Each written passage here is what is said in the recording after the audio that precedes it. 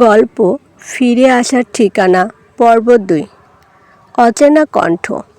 আপনি কি নাসির সাহেব? অন্ধকার ঘরে বসে নাসির ফোনটা কানে চেপে ধরল। এক মুহূর্ত দেরি করে বলল, জি আমি। ওপাশ থেকে একটু থেমে কণ্ঠটা আবার ভেসে এলো, আমি রেহেনা বলছি। আপনার মা সম্পর্কে কথা ছিল। নাসিরের বুকটা ধক করে উঠল। মা, এই শব্দটা সে বহুদিন ঠিকমতো শোনেনি। মা, আমার মা ঠিক আছেন? কণ্ঠটা কেঁপে উঠল। রেহেনা বলল, উনি হাসপাতালে ভর্তি। আজ সন্ধ্যায় হঠাৎ অসুস্থ হয়ে পড়েন। আপনার নম্বরটা ওনার পুরনো খাতায় পেয়েছি।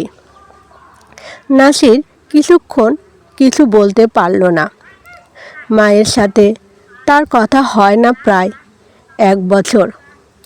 ঝগড়া হয়নি, কিন্তু অভিমান জমে জমে পাহাড় হয়েছিল। সে শুধু বলল, আমি আসছি। রাত তখন গভীর, শহরটা ঘুমিয়ে আছে, কিন্তু নাসিরের ভেতরে সব জেগে উঠল। হাসপাতালের করিডরে বসে সে দেওয়ালের দিকে তাকিয়ে থাকে। ছোটোবেলার স্মৃতিগুলো হঠাৎ করে ভিড় করে আসে। মা ভোরে উঠে রান্না করতেন। সে স্কুলে যেতে দেরি করলে চুলে হাত বুলিয়ে বলতেন, দৌড়াস না, পড়ে যাবি। তখন যে সেই হাতটা দূরে সরে গেল সে নিজেও টের পায়নি। ডাক্তার বেরিয়ে এসে বললেন, ভয়ের কিছু নেই, চাপ একটু বেশি ছিল, কিন্তু আপনি সময় মতো এনেছেন। এই আপনি শব্দটা শুনে নাসিরের চোখ ভিজে গেল। সে কি এখনও কারোর জন্য দরকারি? মা শুয়ে আছেন, চোখ বন্ধ, চুলে পাক ধরেছে। নাসির ধীরে এগিয়ে গেল। অনেকক্ষণ চুপ করে দাঁড়িয়ে থেকে ফিসফিস করে বলল, মা।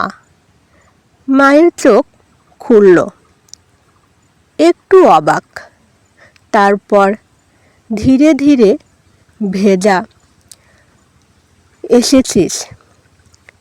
এই একটা মাত্র শব্দ। নাসির আর নিজেকে ধরে রাখতে পারল না।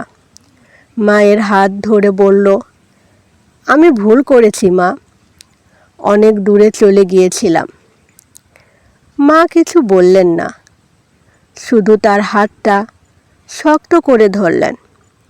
হাসপাতালের সেই ছোট্ট ঘরটায় নাসির বুঝল, সব হারালেও কিছু ঠিকানা কখনো হারায় না।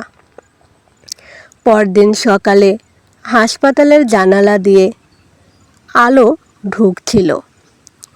মা ধীরে বললেন, বাড়িতে ফিরে আয় নাসির, সব ঠিক না হলেও আমরা তো আছি। এই আমরা শব্দটা নাসিরের ভাঙা বুকটা জোড়া লাগাতে শুরু করলো। সে জানে সব সমস্যার সমাধান একদিনে হবে না। কাজ আছে, ভুল আছে, ফিরে পাওয়ার পথটা কঠিন, কিন্তু আজ তার হাতে একটা ঠিকানা আছে, যেখানে সে আবার ফিরে যেতে পারে। আর এই ফিরে আসাই তার জীবনের নতুন শুরু।